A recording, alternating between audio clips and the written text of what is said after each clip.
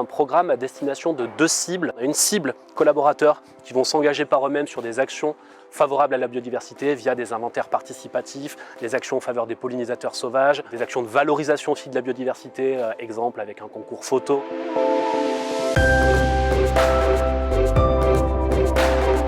J'ai toujours été sensible sur le sujet de l'impact négatif que l'homme avec un grand H a sur notre biodiversité.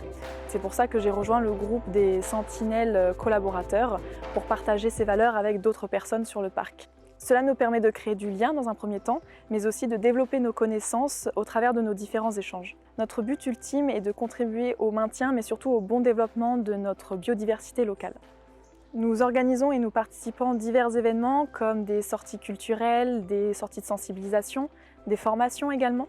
Chaque premier lundi du mois, nous nous réunissons pour faire une marche qu'on appelle la marche Sentinelle, qui consiste à se balader dans les bois de la Mourachonne et contempler la faune et la flore des alentours.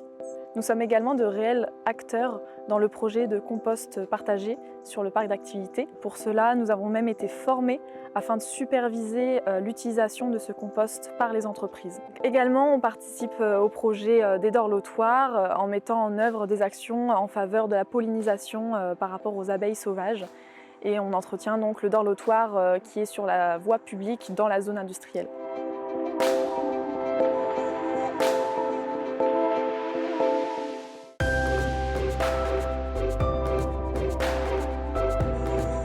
Deuxième cible, par définition on est sur un parc d'activités, on a recruté 5 entreprises dites sentinelles EBG. On a l'entreprise Au Réduit, Firmenich, on a LMR Naturals, on a le groupe Artes et l'entreprise Parfex qui décident avant même que la réglementation ne les contraigne de s'engager sur des actions en faveur de la biodiversité. Donc elles signent une charte sentinelle qui leur impose des actions sur 3 axes. Un axe lié à la structuration de leur stratégie en faveur de la biodiversité, avec un référent qui est formé à ces enjeux-là et l'adhésion au programme porté par l'Office français de la biodiversité des engagés pour la nature.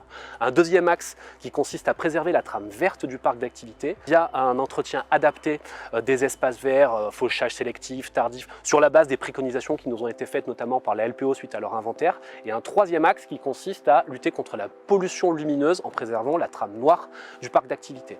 Et on essaie aussi de mettre en place des liens interentreprises et donc des projets collectifs en lien avec la biodiversité. C'est à ce titre-là qu'on a mis en place une démarche collective de gestion des biodéchets avec un composteur partagé, action qu'on mène en étroite relation avec l'agglomération, le service collecte, la ville de Grasse, et action pour laquelle on a aussi nos employés du premier groupe des sentinelles qui intervient pour nous aider à assurer la bonne qualité du compost produit via cette démarche collective.